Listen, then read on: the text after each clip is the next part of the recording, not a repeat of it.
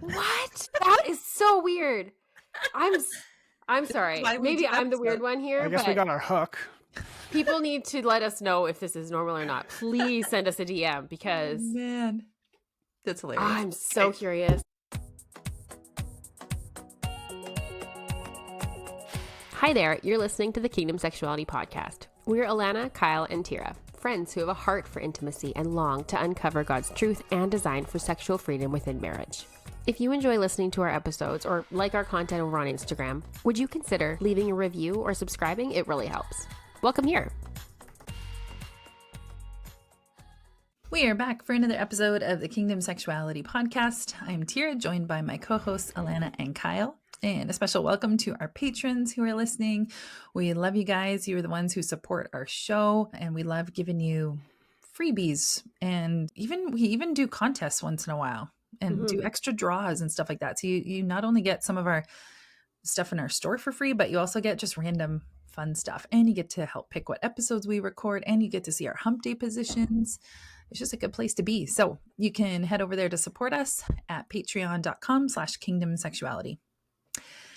And the verse for today is Philippians 1:9. I pray that your love will overflow more and more, and that you will keep on growing in knowledge and understanding. Okay, before we dive in, here's a quick word from one of our amazing sponsors who helps make this podcast possible. Okay, so we put a poll out, or question box on Instagram with the title of, "Is this normal?" So we had all you guys write in with your questions about, is this normal? And we got so many responses. So I typed, I think pretty much nearly all of them out. And some of them are just going to be real quick. And we're going to say, yeah, that is normal. Don't worry about it. You typed all of them out? I did. Holy. I did. There were a lot. There were a lot. Good for you. Well, when you type at like 7,000 words per minute, Yeah. I guess it doesn't take that long. No, it was okay. And I wanted to, I was really hoping there was going to be, well, there are a few that are like, what? That's interesting. Because, my brain, I love the curious, like scientific stuff. Like, there's one about getting tingly in your fingers after orgasm. Like, that's like, what? So there are some good questions in here. There are some that are just kind of generic that we're just going to say, yep, that's normal. And there's some that we'll expand on, but we'll see how many we can get through in our episode today. So, and I've categorized them too, so that we're talking kind of the same categories as we go. So the first one is all about sexual function and orgasms. The first one is climaxing in a few minutes as a guy. So I thought Kyle could answer that one. Normal or not? See, I was trying to look up the quote from Come As You Are, where she talks about normal. Oh, yeah. Because I couldn't find it, but basically it's like your normal is your normal. Yes. So just because it happens to you and not someone else, it's normal for you. It doesn't have to be normal for them.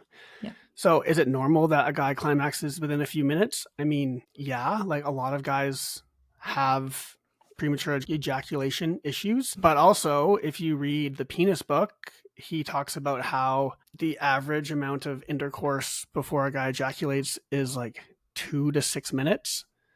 So if we're going as a few is more than 2, he's probably right within the range of scientifically normal also. Okay, so that kind of leads into the next question. 5 months into marriage and he still comes quick. So again, yes, that can be normal, but I thought we could maybe expand on like, okay, what can help maybe delay it a little bit longer? So again, going back to the penis book, he talks about this. It's a pretty big section of his book. But you can train, all of this is brain stuff, right? So this is all the brain, and not necessarily, brain and muscle. Not having the tolerance, if you will, right? Or threshold. The threshold is low for a certain amount of sexual stimulus before ejaculation. So you can increase that threshold by helping your husband train his body. So the best way to do it is to stimulate him to, it's called the point of no return, to that point of no return just before it, so that he doesn't cross that line, because it's called the point of no return, because once a guy hits that threshold, he's going to ejaculate. There's no other option there. So you train him, you wife, stimulate your husband to just before that point of no return and then back off. And then you do this over a period of time, and we're talking a period of time being like months into years. And slowly he will build up a tolerance to sexual stimulus, and his threshold will increase. It takes a long time. It does take a long I time. didn't think it was that. Wow. Yeah. I think in the book, he says like 6 to 12 months, but it can be more. So yeah, you can work on it together. Great fun homework to do because you can do that a few times. You're basically edging each other, right? And then you get to finish. The other option is you can inflict pain. Sounds kind of weird, but you can inflict pain because that'll cut off the stimulation. So some things are if you just like grab his penis really hard, that can inflict enough stress on the penis, I guess, where it's no longer pleasurable. Yes, Alana, you have a question? I have a thought. So I remember reading this in Passionista. He talked about, it's called the please, squeeze, and ease. There you go. Okay, so as you please him and yourself, essentially like you squeeze the head of the penis, giving it a firm squeeze. And this action, so to expand more of like what it does, is it pushes blood down from the tip of the penis and decreases the ejaculatory inevitability. So that's what's happening as you're squeezing it, is that the blood is moving away. Yeah, totally. There's another method where, it's going to sound kind of weird, but you can pinch the skin of his scrotum and that will stop the arousal because pinches don't feel great. So you're inflicting a little bit of pain and that can help him back off. There's lots of different ways to do this, but essentially you're trying to cut off the arousal very quickly because he's approaching that point of no return and we don't want him to cross it, or you guys don't want him to cross it. Lots of different things to do. If you haven't read the penis book and this is an issue, I would highly encourage you to read it. I would encourage him to go to his doctor and talk to his doctor and possibly ask for a referral to a urologist because these are the doctors who deal with this kind of stuff. That's like their specialty. Pelvic floor too. And pelvic floor, yes, sorry. That's the other thing that's talked about in the book is you can basically do Kegels to build up more muscular control over your orgasm. Yeah. And I think there are some pelvic floor physios who can help with that too. If you need guidance I'm on sure how to there do it. are. Yeah. Mm-hmm. Okay, refractory period of 24 hours. Is that normal? So that's the time between ejaculations. What I looked up was that it depends on a few factors, like your age. Like younger guys can be within the hour, older men can be upwards of 20 hours. And then also like dependent on your health and mental state. That can affect the hours in between as well. So is that normal? Yes, depending on The factors. Yeah. Husband struggles to ejaculate. And we could even put the next one, and delayed ejaculation. I mean, these you would probably just see a doctor for. Yeah, see a doctor if it's, these are going to be different levels of seriousness. If it's taking him hours and hours to ejaculate, it's going to be a little bit different than it's like, he's 15 minutes or 20 minutes or whatever. So we've always said stimulate all of the 5 senses. That's a way to help speed up the ejaculatory process. Right. But yes, if there is like a decent amount of duration that is taking him to ejaculate, go talk to a doctor and see what's going on. Because there might be other things. Yeah. There might be other things, underlying issues that need to be addressed. Mm-hmm. Yeah. Is it normal for the woman to never orgasm? Again, like going back to normal, right? Yeah. I feel like Josh has said there is a percentage of women, very small. Yeah, it was like less than 1. Yeah, it was like super duper small. That it's not a possibility. But then it was like, if the categories of women who have had one once before but haven't been able to have one like in their current relationship or marriage or whatever it is situation, and then women who haven't had one but because they haven't learned how to have one, essentially. Yeah, exactly. Like primary anorgasmia and secondary anorgasmia, right. I think is. I think that is right. Yeah, primary was I've never had, and secondary was I have had before, but not with my current spouse. Mm-hmm. Yeah. Okay. Next one, not being able to go multiples as a woman. Yes, I think that is normal. Sometimes it's your clitoris is just too like overstimulated, and it's too sensitive to go into another orgasm. It almost turns into pain instead. Mm-hmm. Yep. Yeah. So, okay, I, the wife, only orgasm during intercourse when I'm on top. Yes, with an exclamation point. That is normal. Yeah, and we've talked about this many times, but it's generally because the clitoris is on the top part of your vulva, and so when you are on top and you're able to get more contact on that clitoris, usually like with his pubic bone, or so then you're able to orgasm because your clitoris is being stimulated. So yes, that's normal. Wife doesn't feel any pleasure with intercourse, only feels clitoral pleasure when angling with different positions. So yep, exactly the same thing. Normal. Wife not getting orgasm during sex without having to use extra things like hands, toys. Again, yep, pretty normal. You can try different positions, just like we talked about. Yeah. Next, is it normal to squirt a lot of fluid as a woman? After baby number 3, we got to use a towel every time. Every woman is different in this. And I will say that me, because I see the Facebook group the most, but this comes up a lot for women after pregnancy.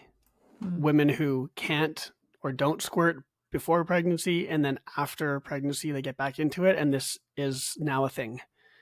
And I haven't seen a good like scientific or medical explanation for it, but I just know that it is a more frequent thing in that I've seen it multiple times. I'm really curious, like for this couple, this would be like a lot is capitalized. And so I feel like this is probably kind of annoying to have that much. Yeah. Because having to use a towel every time, yeah, that would affect kind of normal intimacy time. I'm curious, I haven't looked this up, but is there any pelvic floor That's what I was going to say. things that you could do? Because I feel like maybe there is some weakened pelvic floor muscles or something that... The fact that it would happen after having a baby makes me think that it could be due to pelvic things.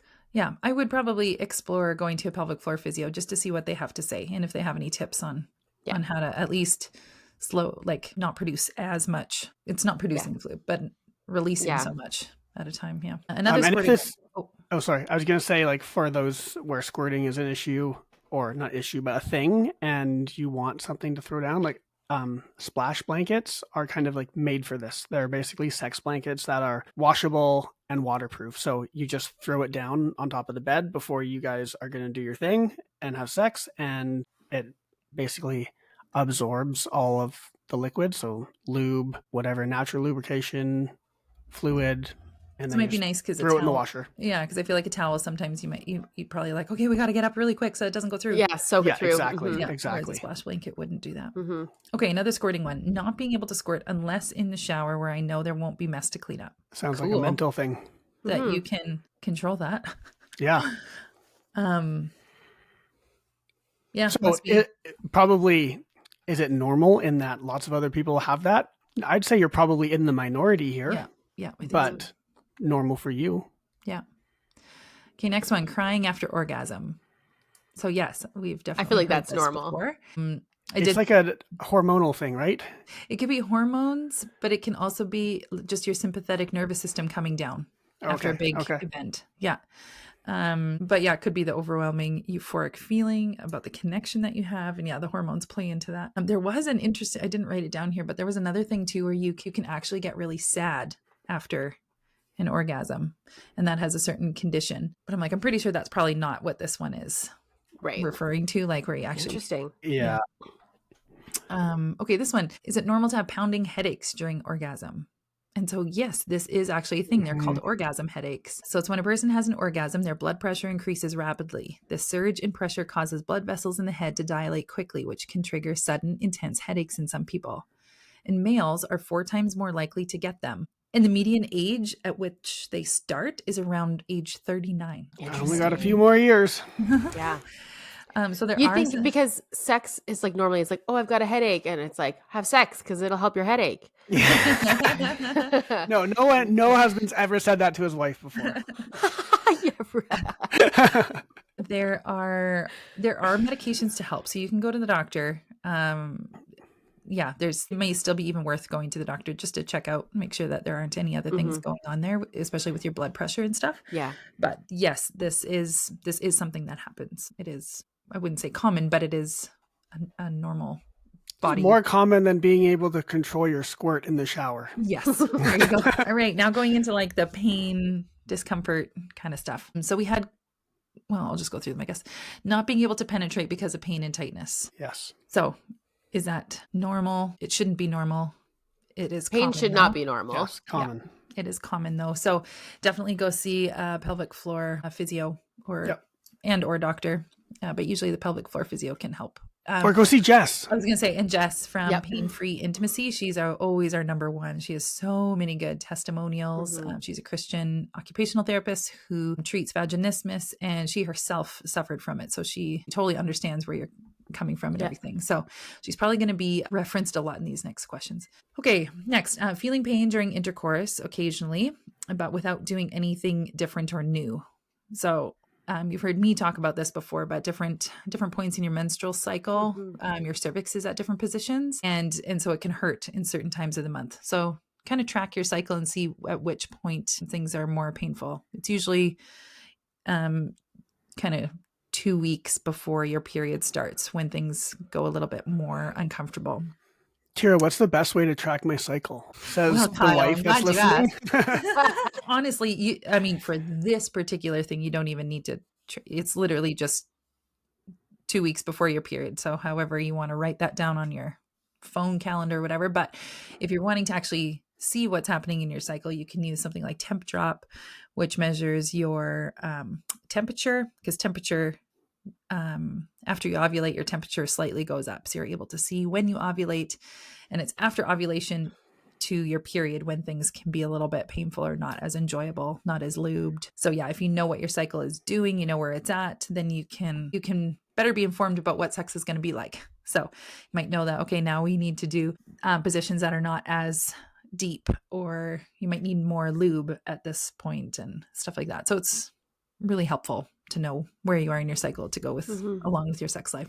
Okay, sex being painful / unenjoyable around period or after not doing it for a few days. So yes, I would say unenjoyable is probably normal, but painful is not usually normal. If you're having pain while you have your period and you have sex, it could be a sign of something else going on. Like you may have some endometriosis or other issues going on in your uterus that is causing inflammation and stuff, especially during your period. So I would say, kind of depending on your level of pain, if it's like quite a bit, I would probably go to the doctor and get evaluated for any underlying things, get a pap test, all that stuff. Okay, is it normal for sex to be painful at times like during ovulation? So kind of like what I said about tracking your cycle, the times between ovulation and your period, yes, can be, well, it's not really painful. You could say that it's painful depending on what position you're in maybe, but if you're experiencing pain around ovulation, it could be like ovulation in itself can cause pain. They haven't actually figured out why. There's a whole bunch of theories about why it is, but if that's the pain that you're experiencing and then you go to have sex, it could just be that pain exacerbated basically. But if you don't normally have ovulation pain and you have sex around ovulation and that sex is painful, that might be also another sign of something else going on, like endometriosis or adenomyosis or ovarian cysts. All of those can cause pain during ovulation. So it kind of depends when the pain is happening and all of that. It's a bit complicated a little bit, but again, if you know what your cycles are doing, you might have more clues as to what's going on. Okay, I think that was it for the lady questions in their cycle. Okay, next one, potentially peeing when orgasming. That's what squirting is. Yeah, pretty much. Yeah. Because I'm assuming potentially peeing, you're wondering, what is this fluid? What is this fluid? Is this potentially pee? Potentially peeing. That's what I think. I mean, sometimes maybe peeing. Yeah. Yeah. Okay, here's the one that I mentioned earlier. So the numb, tingling hands and or feet. And so, yes, this is normal, apparently. I'll read you what I found. Orgasms also involve intense nerve stimulation, which can lead to legs twitching or tingling afterwards. It also happens due to muscle tension followed by relaxation. The release of hormones like oxytocin and endorphins can cause this sensation too. Additionally, changes in blood pressure can contribute to it. So like random things like your hands, your feet, different areas tingling during orgasm is normal. So that's kind of fun. That actually makes a lot of sense. The muscle tension followed by relaxation. Like when you orgasm, you're having to like work towards it and flex a bunch of muscles. Yeah. And then you could occlude the nerve when doing that, but you're not going to notice it because your brain's flooded with hormones, good hormones. And then when all that rush ends and your muscles relax, you're like, your nerve's like, you forgot about me. I'm still sore. Yeah. Oh, yeah. Cool. That was fun. Yeah. Okay. Leg cramps. Yep. Oh, normal. We've all had that happen. My leg's trapped. Yeah. If this is a regular occurrence, though, you're probably dehydrated is probably your first act. So just make sure you get lots of water on your sex days. And yeah, potassium, magnesium, all of those kind of help with leg crampings. So yeah, if it happens regularly, you probably need something else in your diet. Okay, occasional bleeding after rough intercourse. So it is normal if it doesn't happen often. But if you're bleeding often during sex, that would be not normal and can be a sign of infection or things like cervical polyps or fibroids. So I'm assuming this is just occasional. Like if it's rough, you didn't have enough lube, maybe. So just maybe try using more lube if you know it's going to be a good time. Okay. Draining for so long after sex without a condom. Draining. That is a very interesting word. When I first read this, I was like, oh, they're just drained after, like they're exhausted. But no, they're leaking. Yep. They're dripping. They're dripping. The drips. Yeah. Nice. So you should just go listen to our cleanup episode. Yes, this is totally normal. Yeah. Yeah. Okay. Get a drip stick, right? We talked about drip sticks. Yeah. Yeah. Is there a reason water-based lube would burn sometimes when applied when silicone doesn't? And yes, this can be normal. They have to use a bit more preservatives and stuff in water-based lubes to keep them the way they are. So it's just your body's reacting to it. So just look at the ingredients and stuff that your lube is. We highly recommend Coconut for their water-based ones, and they don't have as many preservatives. So if any, I think they have none. Yeah, it's like uber clean. Yes. Yeah, organic. So it would be probably from the ingredients of the particular brands that you're using. Okay, mutual masturbation. Yes, normal. Minimal sex drive, even though you want to have sex. Oh, wait. Let me read that. You want to Minimal want sex drive, even though you want sex. Yeah, normal. So yeah, normal.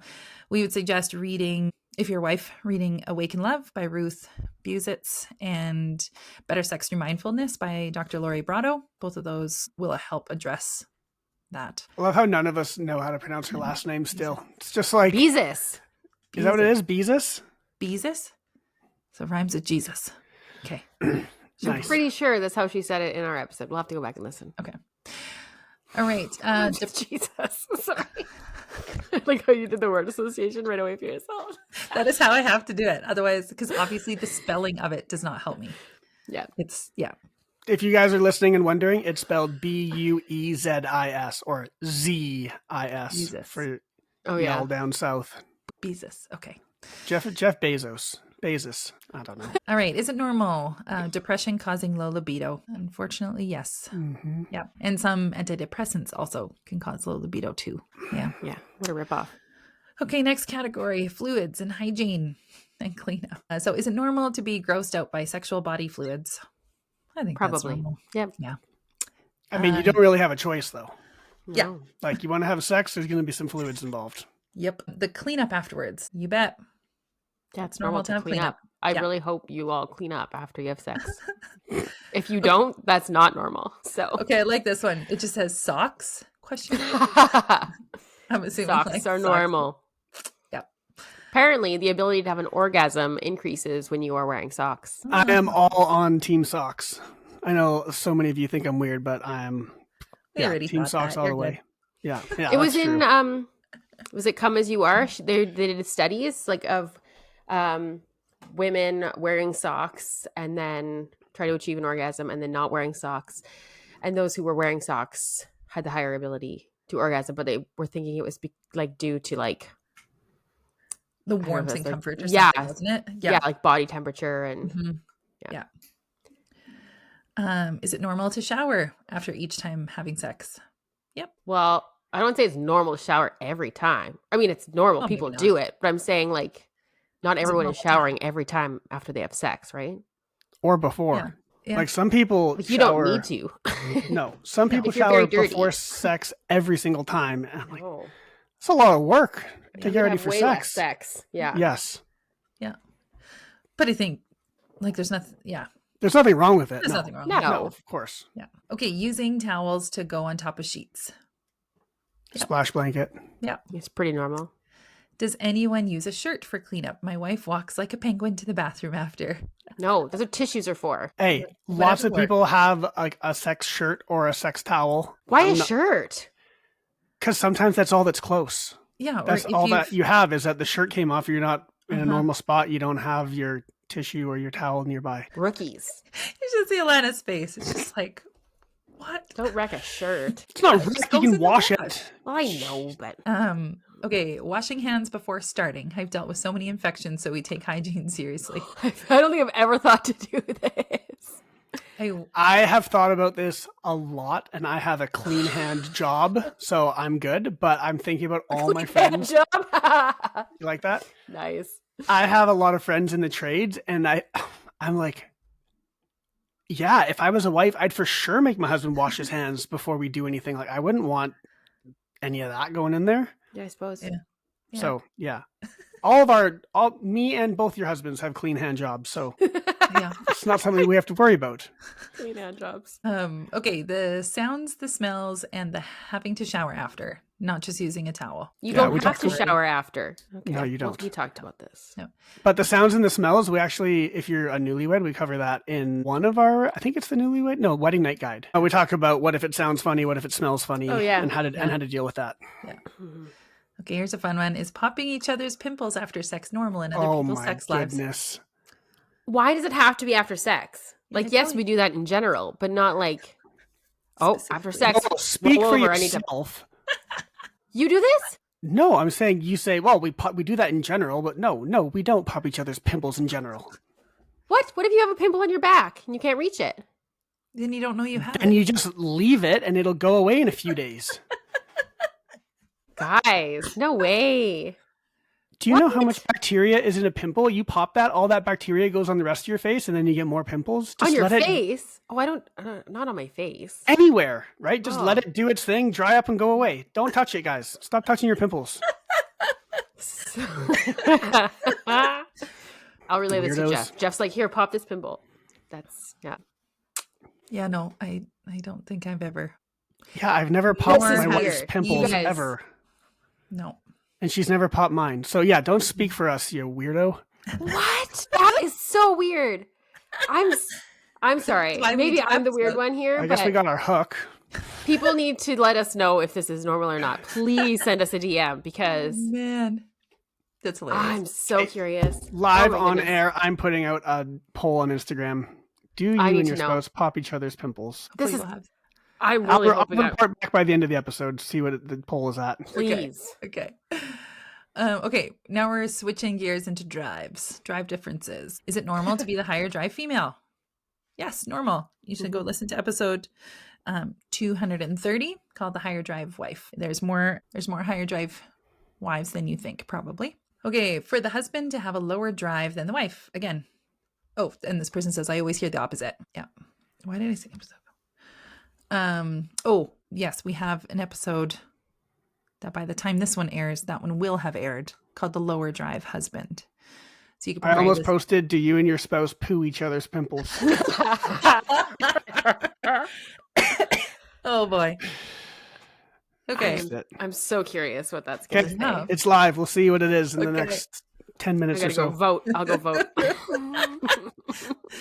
Okay. Very different sex drive between spouses every couple days versus barely monthly. Normal. Yep.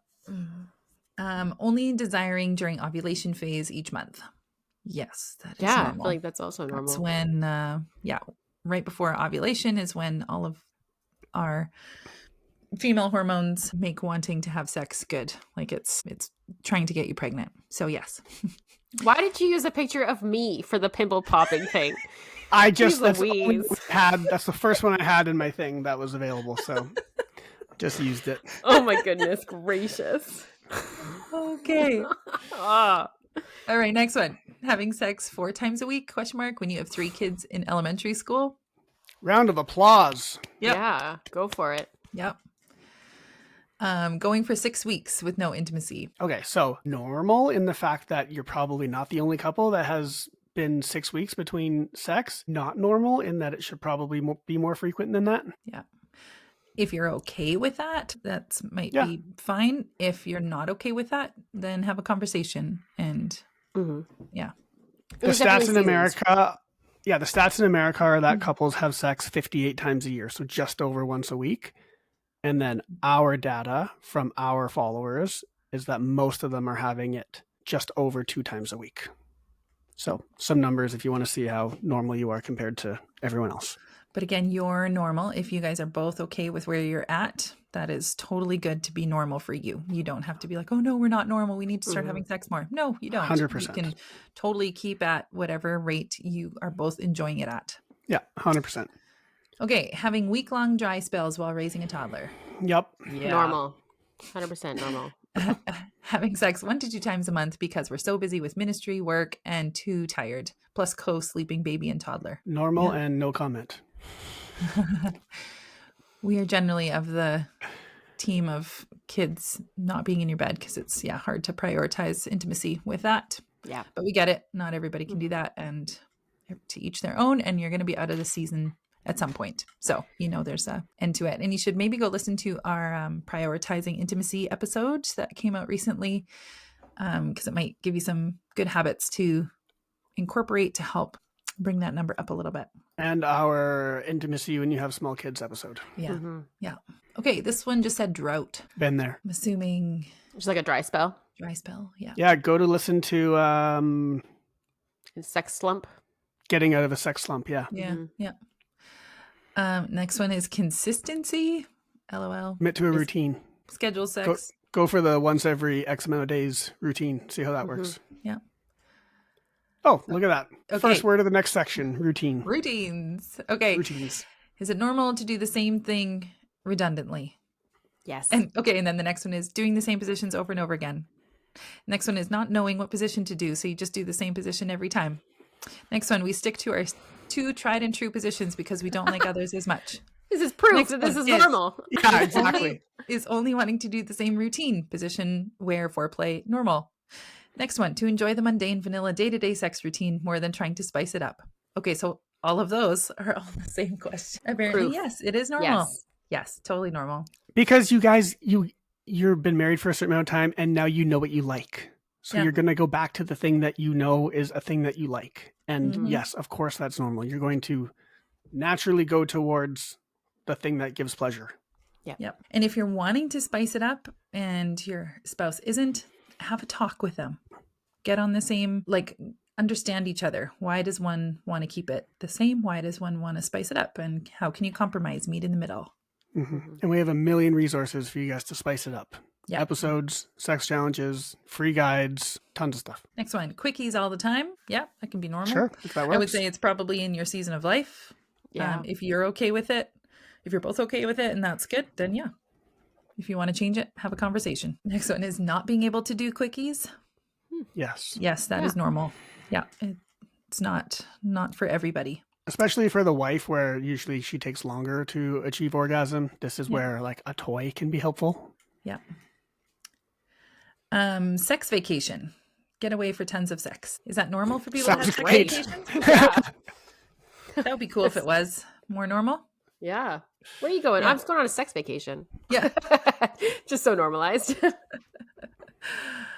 Okay.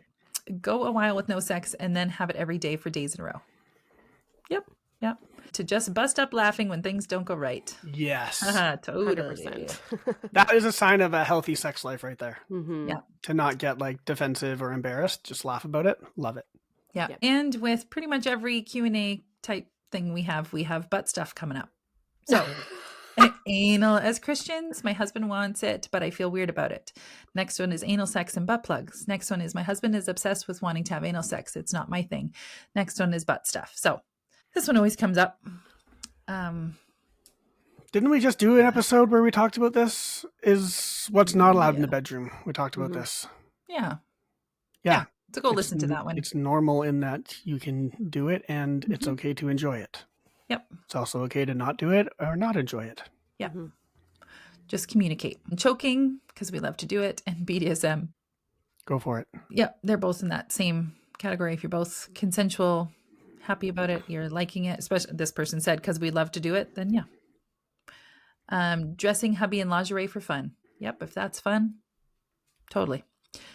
To make a sex tape for the husband to pleasure himself to when sex is off the table. I'm sure he loves it. Yep. Yep. Come on face, if that's Sure. something you You're enjoy. into it? Yep. Yeah. Husband is turned on by the smell of my feet and likes when I use them to get him to finish. Feet are a thing. Yeah. Yep. So yeah. Feet are a thing. Yeah. I like that response. Okay, oral sex questions. He doesn't like oral sex. I'm just going to actually read these because our answer is going to be the same for all of them, I think. Mhm. My wife not wanting to receive oral. For the woman to not like oral giving or especially receiving. Oral is non-existent. Is it normal for oral sex? Oh, actually, this one's kind of fun. Is it normal for oral sex for women to tickle? I want to enjoy it, but it's just torture. Aw. I wonder, Interesting. what's the book that we always... She comes first. Yeah, did they talk about that? I'm not sure if they talk I wonder about if it's in the tickling. technique. But that they do talk using? about areas where you do need to use more pressure. Yeah. That's what to, my like- thought would be. Is like, Yeah. is it just like a tickling sensation that he's doing versus The other thing too is I wonder if she's not calm about it. You know, how your body kind of tenses up and it Oh, right away yeah. it'll just switch like, no, this isn't pleasure. This is got to be something Yeah. else. It's going to be Yeah. tickling. Yeah. So you might just need to do something to help relax first and just slowly get into it. That might- smart? Good thought. Yeah. But yeah, with oral, yeah, for some couples or some people, oral sex is not something that they enjoy. And whether receiving or giving, each couple is unique in what they do. I would say definitely have a conversation about it if one of you is wanting, or Mhm. it's something to talk about for sure. And maybe try if you've never tried it and you're just saying, no, I don't feel comfortable. Well, I guess we shouldn't say that either, but find out why you don't feel comfortable with it. And is there a way that you can Work towards it. work towards it?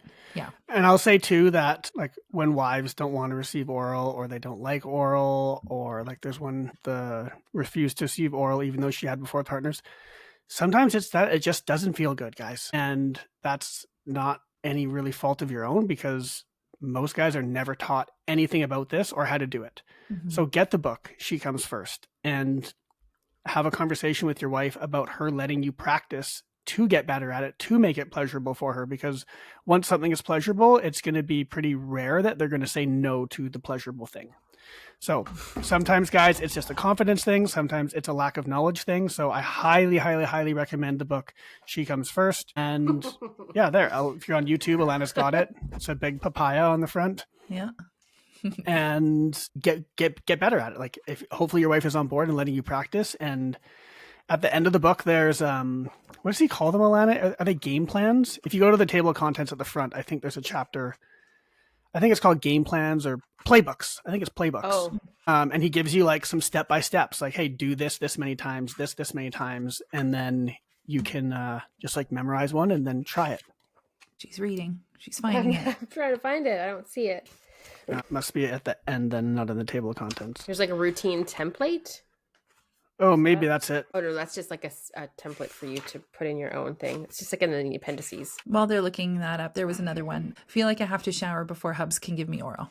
Yeah, that's normal. Yeah, just as routines. Routine 1, 2, 3, and 4, and then advanced routines. There's one.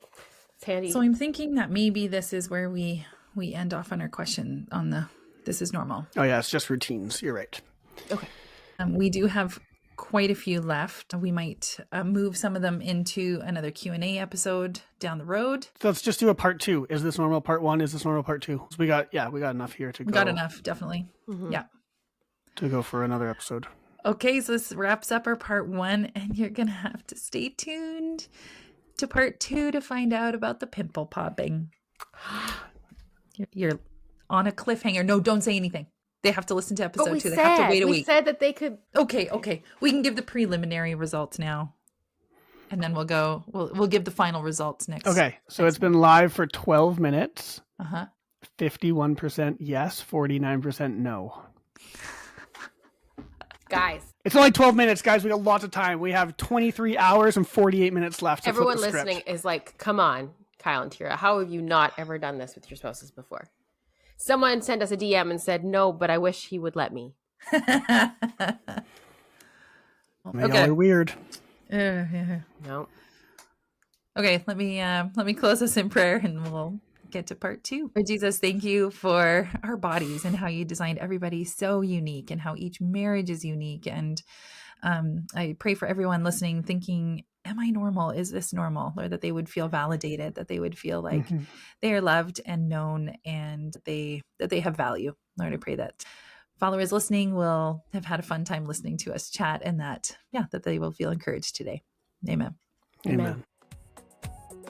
Hey friends, thank you so much for listening to today's episode. If you like our content, please like, review, and subscribe wherever you listen to your podcasts, and tell your friends too.